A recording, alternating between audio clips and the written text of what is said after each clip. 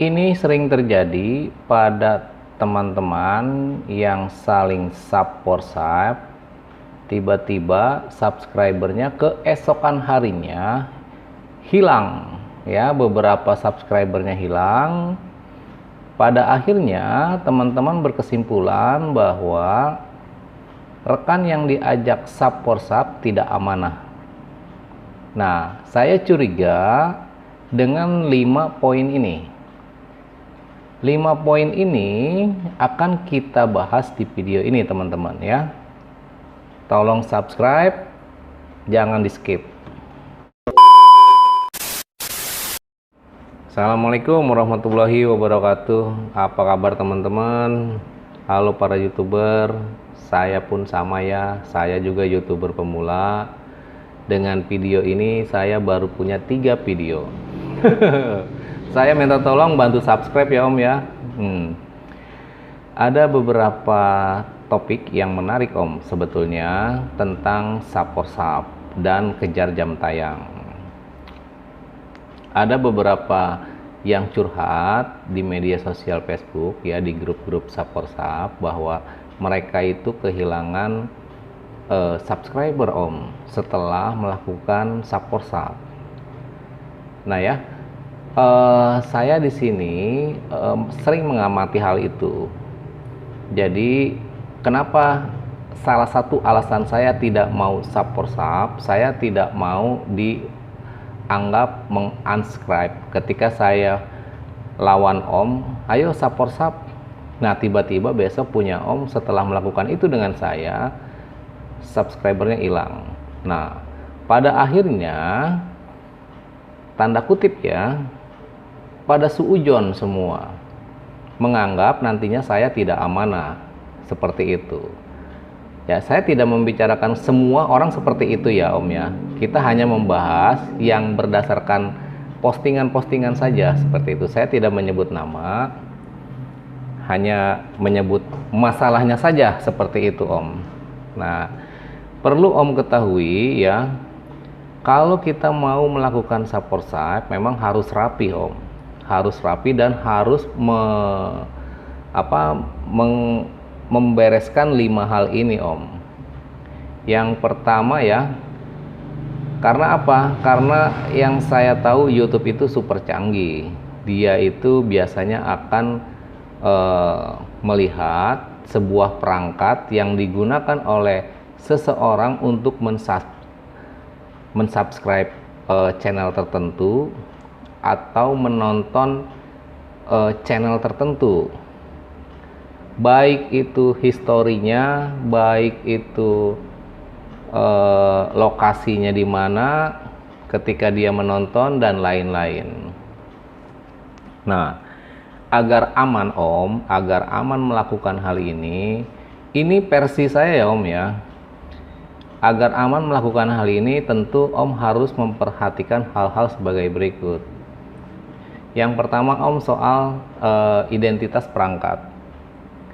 Setiap perangkat itu punya identitas, seperti email ya, terus PC ada nomornya, begitupun laptop ada nomor serinya. Nah itu dibaca oleh YouTube ya. Jadi jika handphone saya membuka YouTube, YouTube itu tahu bahwa handphone tersebut Samsung misalkan, tipenya misalkan A11 ya, dan lain-lain. Nah seperti itu Om. Jadi email di tiap perangkat yang digunakan untuk membuka YouTube itu YouTube akan tahu.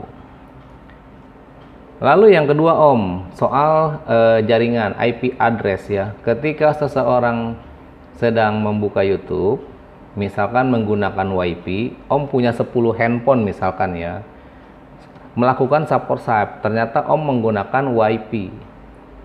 Nah itu akan terbaca Om oleh YouTube IP address-nya. Nah jangan sampai, usahakan ya Om ya, usahakan setiap handphone itu punya 1 kartu ya, usahakan itu jangan menggunakan WiFi ya. kecuali handphone Om itu di root handphone Om di root dan bisa merubah nama IP address seperti itu.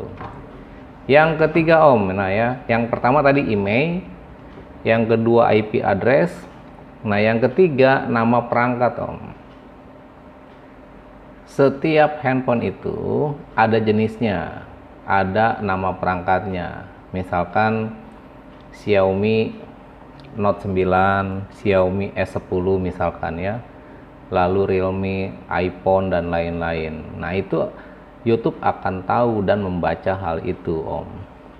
Nah yang keempat sekarang soal lokasi. Ketika Om melakukan sub-for-sub ya, tanpa kita sadari lokasi kita itu terdeteksi oleh YouTube.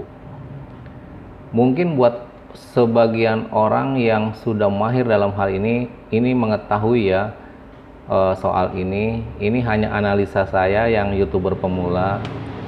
Ketika Om melakukan sub-for-sub, Om buka 10 handphone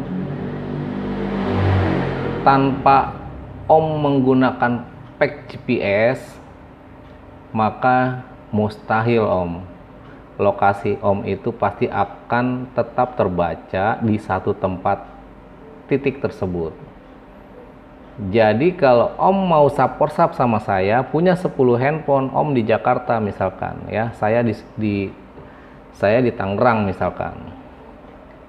Ketika Om buka 10 handphone mau subscribe channel saya, itu lokasinya akan terdeteksi dalam satu titik tersebut ada 10 handphone yang subscribe punya saya. Nah, makanya ya, kalau mau melakukan sub-for-sub, handphonenya disetting dulu Om. Disetting dulu lokasinya, jangan di satu titik yang sama ya.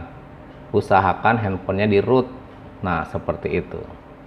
Dan sejak awal di root, sebelum daftar atau sebelum terkoneksi ke YouTube, tentukan satu titik ya, selamanya di situ kalau handphone tersebut mau digunakan untuk sub-for-sub, seperti itu. Yang kelima Om, sekarang terakhir nih ya, kalau nambah nanti takut kepanjangan. Yang kelima ini adalah soal history Om. Soal history begini Om ya, jadi Om kemarin misalkan sub-for-sub dengan si Udin. Nah, channel si Udin adalah Udin Kece misalkan. Nah, kemarin berarti 10 handphone Om bekas nonton channelnya si Udin Kece, kan seperti itu. Lalu Om melakukan subscribe dengan 10 handphone tersebut. Nah, itu berarti di YouTube historinya Om itu terbaca. Menonton selama 3 menit 10 handphone tersebut ya, melakukan subscribe kepada Udin Kece. Dan pada hari ini Om melakukan atau punya teman tanding ya dengan seseorang misalkan namanya Wawan. Nah, dengan si Wawan hari ini Om melakukan sub-for-sub misalkan. Yang kasihan itu adalah si Wawan, karena dia akan menerima subscribe baru itu bekas nama Udin semua. Begitu Om. Logikanya dalam satu handphone itu nggak mungkin lah orang yang subscribe si Wawan itu bekas si Udin semua. Paham nggak Om maksud saya ya? Nah, jadi history inilah yang sering menyebabkan sub-for-sub itu gagal Om. Kebanyakan hilang subscriber itu. Ini salah satunya ya, yang seperti pertama tadi email, yang kedua IP address, yang ketiga nama perangkatnya, yang keempat lokasinya, yang kelima adalah history.